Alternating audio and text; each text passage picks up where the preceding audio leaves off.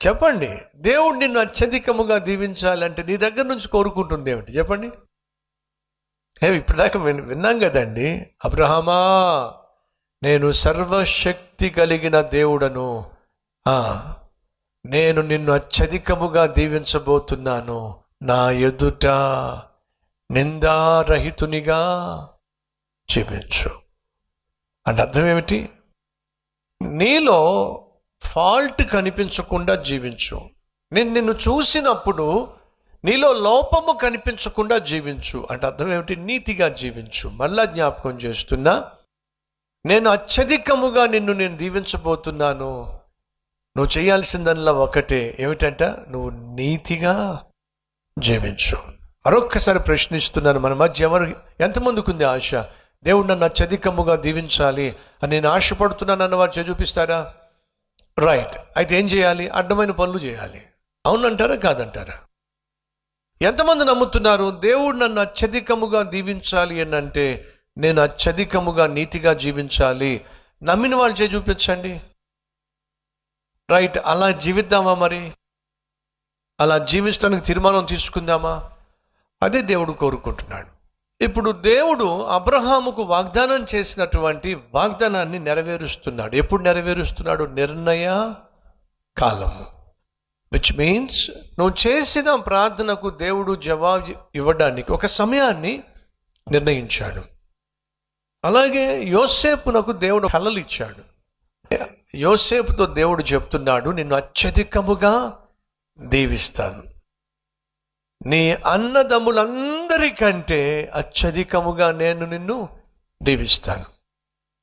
యోసేపు విశ్వసించాడు, యోసేపు నమ్మాడు. నా దేవుడు నన్ను అత్యధికంగా దీవిస్తానని మాటిచ్చాడు, నమ్మాడు. ఏం జరిగింది చెప్పండి? అవమానించబడ్డాడు. ఏం జరిగింది చెప్పండి? అసూయకు లోనయ్యాడు. ఏం జరిగింది చెప్పండి? అమ్మివేయబడ్డాడు. ఏం జరిగింది చెప్పండి? అన్యుల చేతుల్లో పడ్డాడు.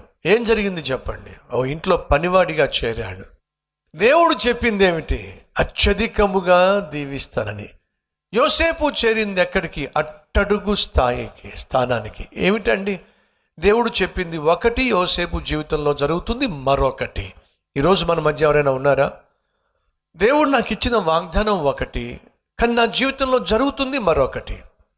దేవుడు నా జీవితంలో చేస్తానన్నది ఒకటి, నా జీవితంలో చేస్తుంది మరొకటి. ఏ వాగ్దానం అయితే దేవుడు నాకు ఇచ్చాడో ఆ వాగ్దానం ఏ మాత్రము నా కనుచూపు మేరల్లో కనిపించే ప్రసక్తి లేనే లేదనే భావన మీకు కలుగుతుందా? అది సహజం. దేవుడు నీకు వాగ్దానం చేసినప్పుడు ఆ వాగ్దానాన్ని నువ్వు కళ్ళారా చూసే కాలాన్ని దేవుడు నియమించినప్పుడు ఆ కాలం కొరకు నువ్వు కనిపెట్టాలి.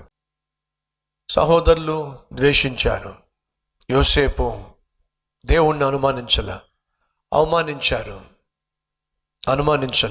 అమ్మేశారు, ఆఖరికి ఏమయ్యాడు? ఐగుప్తులో ఫొతేఫర్ ఇంట్లో ఒక పాలేరుగా చేరాడు.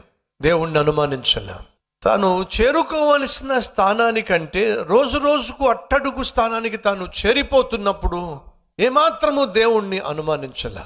ఎందుకని? ఒక రోజు రాబోతుంది. ఈ మాట జ్ఞాపకం పెట్టుకుంటారు ఒకసారి. ఏమిటది? ఒక రోజు రాబోతుంది. సైతాన్ వచ్చి నిన్ను చూసి ఒక్కసారి నీ స్థితి ఏమిటో చూసుకో, నీ గతి ఏమిటో చూసుకో, నువ్వు ఉన్న గది ఏమిటో చూసుకో అని నిన్ను గూర్చి సైతాను నిరాశపరిచే ప్రయత్నం చేస్తున్నప్పుడు నువ్వు చెప్పాల్సింది ఏమిటి?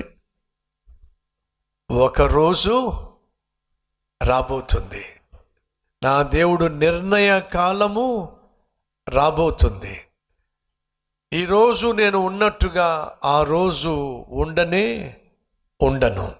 ఈరోజు నేను కలిగి ఉన్న స్థితి గతి కేవలము తాత్కాలికము మాత్రమే అను ఖచ్చితంగా సాతానుకు చెప్పాలి.